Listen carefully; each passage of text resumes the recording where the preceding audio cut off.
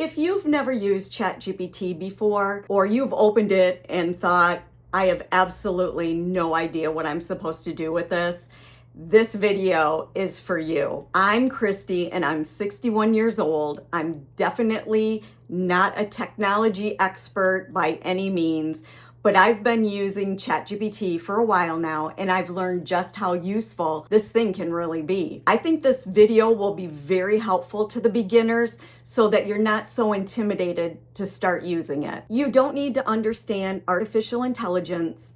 You don't have to know computer language, and you definitely do not have to be a technology geek to start using ChatGPT. You just need to learn how to talk to it. That's all. And throughout this video, I am going to be showing you examples of how I use ChatGPT every day so you can see for yourself what it can actually do for you. We're going to use it to figure out what we're going to have for dinner, explain something we don't understand, maybe compare two products that you're thinking about buying, and troubleshoot a problem you may have around the house. I'm even going to take a picture of a plant that isn't doing so well around my house and ask ChatGPT to help me figure out what's wrong with it. So if you've been curious about using ChatGPT but haven't known where to start, stay with me because I think you're going to be surprised by some of the things that it can actually do. Now, here's something I wondered when I first started using ChatGPT.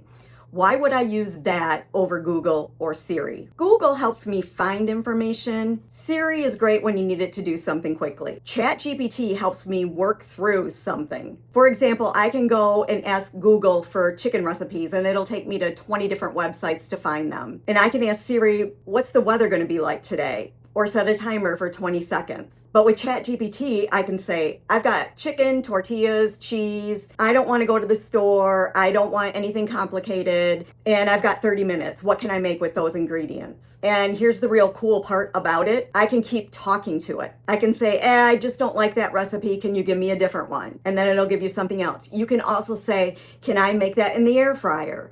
Or you could just keep asking it question after question. And that's when I finally understood the difference between Google, Siri, and ChatGPT. Okay, enough talking about that. Let me actually show you what this thing can do. We're going to start with one of life's greatest problems. It's 5 o'clock. And what's for dinner? I haven't planned anything. I don't want to go to the grocery store. So I look in the refrigerator and see what I've got. Let's say I have chicken breasts, tortillas, shredded cheese, salsa, and sour cream. I can open ChatGPT and simply type, I have chicken breasts, tortillas, shredded cheese, salsa, and sour cream. What can I make for dinner? Now, look what happens. It gives me ideas based on what I already have. And let's say one sounds good. I can ask, can you give me the recipe for that? Or can I make this in the air fryer? Or make this enough for 6 people? I just keep the conversation going. That is useful to me. Okay, and here's another one I think a lot of people could use. Let's say I have a plant that's looking a little sad, and I do. And I have absolutely no idea what I'm doing wrong.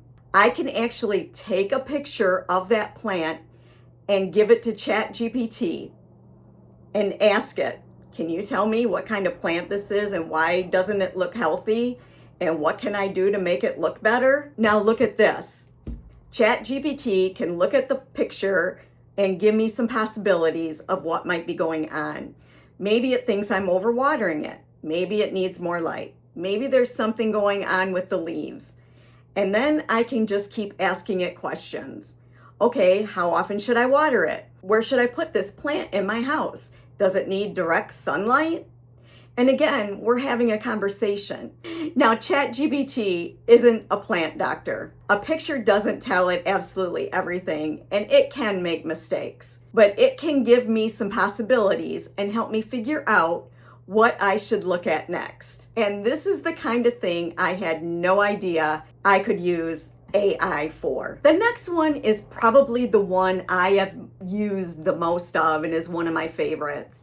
Have you ever gotten an email or some instructions or a document that you have no idea what it's telling you? You can put that text into ChatGPT and ask it what it's trying to tell you. All you need to do is say, explain this to me in layman's terms, or explain this to me in plain English. And it will break it down for you. And if the answer is still too complicated, I can say, make that even simpler. Or give me an example. Or what does that mean to me? That's the beauty of being able to do a conversation with ChatGPT. Now, a little common sense also here. I'm not uploading passwords or account information or account numbers or highly private information. And if we're talking about something important involving health, legal matters, or finances, ChatGPT isn't replacing an actual professional, but helping me understand something. I use it for that all the time. And here's another one that has saved me from opening 14 different tabs on my computer,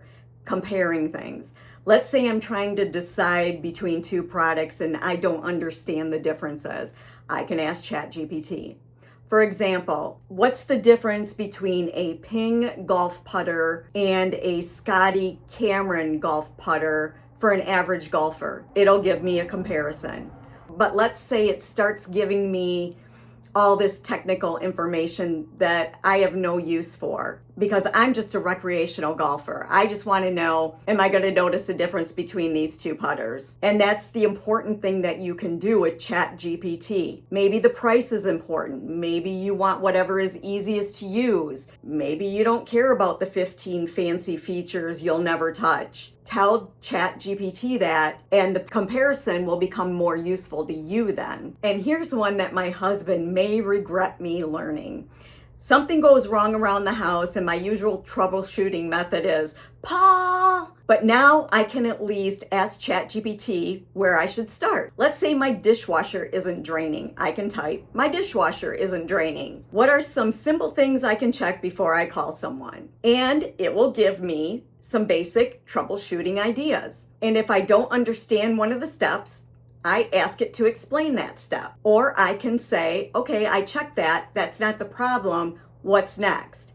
And again, we're having a conversation. Now, I'm not asking ChatGPT to teach me how to rewire my house. I'm not messing around with electricity, gas, or anything dangerous. But before I spend $150 for somebody to come over and tell me there's a macaroni noodle stuck somewhere, I'm checking with ChatGPT. And there's one more thing I really want beginners to understand. You don't have to accept the first answer ChatGPT gives to you.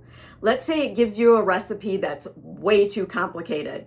I can say, make it easier. If the answer is too long, give me the short version. If I don't understand it, explain that to me like I'm a beginner. If I'm writing something and it doesn't sound like me, make it sound more casual, like me. You can keep changing and refining what you're asking for. The first answer isn't the end of the conversation.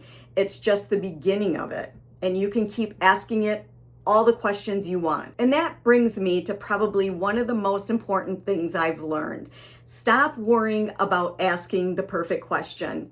I think that's where most of us get intimidated. You think everybody else knows some secret way to use this thing, and you don't need one. Ask your question. If the answer doesn't make sense, say so. If it's too complicated, tell it. If you want step-by-step instructions, ask for them. And if your answer isn't what you wanted, tell it that too. That's what changed everything for me. I stopped trying to figure out how I was supposed to use ChatGPT, and I just started talking to it. So if you're a complete beginner and you've been hearing about ChatGPT but haven't tried it because it sounds too complicated, don't start with anything complicated. Ask what to make for dinner. Take a picture of a plant and ask how to keep it alive. Ask it to explain something to you. Just start using it. I am certainly not an AI expert. I'm just somebody who started using it, learned what it can do, and realized this is way easier than I thought it was going to be. And I'm still discovering new things that it can do all the time. So if you'd like another video where I show you some of the other things I've learned, tell me in the comments, because there are a lot of other things we can do with ChatGPT. And if you're a beginner learning this stuff too,